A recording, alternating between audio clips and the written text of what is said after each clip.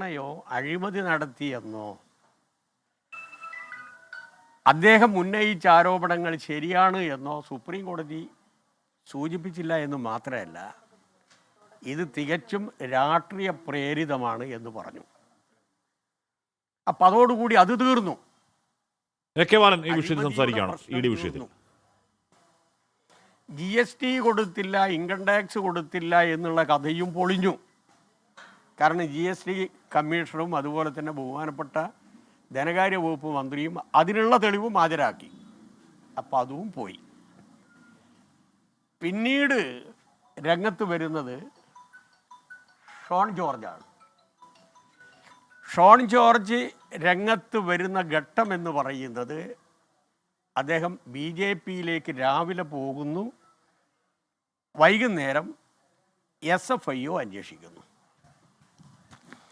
SFIO അന്വേഷിക്കുന്ന ഘട്ടത്തിൽ ഹൈക്കോടതിയിൽ, ഡൽഹി ഹൈക്കോടതിയിൽ ഇതിന് ജൂറിസ്ഡിക്ഷൻ ഇല്ല, ലോക്കൽ സ്റ്റാൻഡി ഇല്ല എന്ന് പറഞ്ഞുകൊണ്ട് CMRL ഡൽഹി ഹൈക്കോടതിയിൽ ഒരു കേസ് കൊടുക്കുന്നു. ഡൽഹി ഹൈക്കോടതി അത് സ്റ്റേ ചെയ്യുന്നു.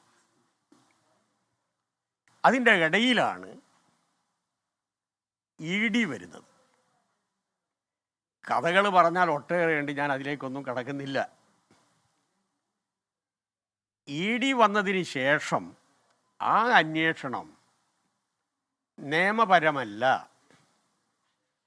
EDയുടെ മുമ്പിൽ ഒരു ഷെഡ്യൂൾഡ് ഒഫൻസ് ഇല്ല, FIR ഇട്ടിട്ടില്ല. അപ്പം അതുകൊണ്ട് ഈ കേസ് മെയിൻ്റനബിൾ അല്ല എന്ന് പറഞ്ഞുകൊണ്ട് CMRL ബഹുമാനപ്പെട്ട ഹൈക്കോടതി സിംഗിൾ ബെഞ്ചിനെ സമീപിക്കുന്നു. പറയട്ടെ എന്ന് ഞാൻ അതിനല്ലേ വേണ്ടിയിട്ട്. അപ്പോൾ സിംഗിൾ ബെഞ്ചിൻ്റെ വിധി വന്നത് 26-ാം തീയതിയാണ് അല്ലേ? 27-ാം തീയതി റെയ്ഡ് നടക്കുന്നു. ആരുടെ വീട്ടിൽ? മുഖ്യമന്ത്രിയുടെ വീട്ടിൽ വീണ താമസിക്കുന്നു എന്ന ധാരണയിൽ മറ്റു വീടുകളിലും 12 സ്ഥാപനങ്ങളിലും. ഇതിലെവിടെയെങ്കിലും, ഞാൻ ചോദിക്കുന്നത്, ഇതിലെവിടെയെങ്കിലും പിണറായി വിജയനോ വീണയോ പ്രതിയായിട്ടുള്ള ഒരു കേസ് ഉണ്ടോ? ഒരു FIR ഉണ്ടോ? അന്വേഷണത്തിൻ്റെ ഭാഗമായി എന്തെങ്കിലും EDയുടെ മുമ്പിലുണ്ടോ?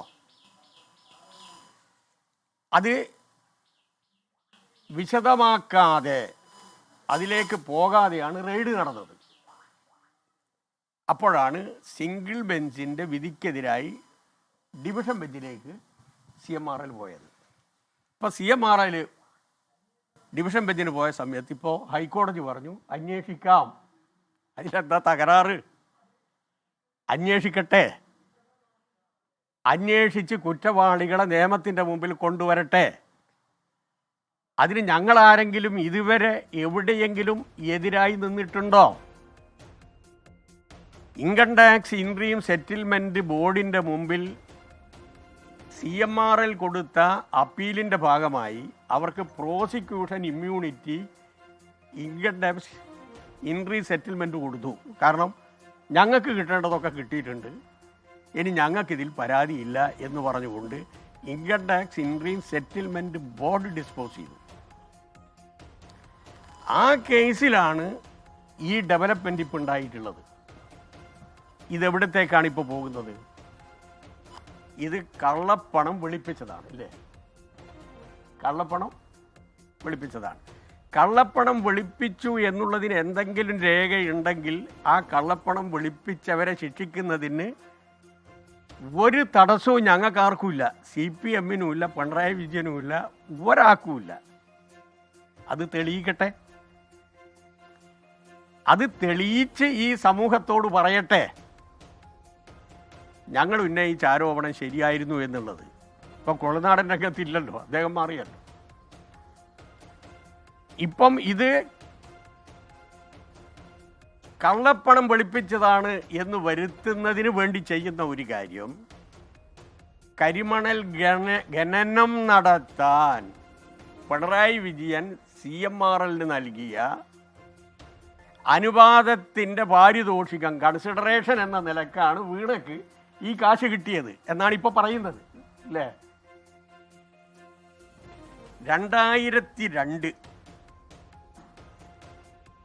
ഒക്ടോബർ മാസം 22, 2002 നവംബർ മാസം 30, 2013 മെയ് 5 ഈ ദിവസങ്ങളിലായി ഉമ്മൻചാണ്ടി കരിമണൽ ഖനനം നടത്താൻ CMRL അനുവാദം കൊടുത്തു. അപ്പോൾ അതിനെതിരായി VM സുധീരൻ അടക്കമുള്ളവർ അന്ന് പ്രതിപക്ഷത്തുള്ളവർ അടക്കം രംഗത്ത് വന്നു. VS അധികാരത്തിൽ വന്നതിന് ശേഷം ആ ഖനനം നടത്തുന്നത് തടഞ്ഞു. ഞാൻ ഈ പറയുന്നത് കളവാണെന്ന് നിങ്ങൾ എവിടെയെങ്കിലും ഏതെങ്കിലും ഒരു രേഖ ഉദ്ധരിച്ച് പറഞ്ഞാൽ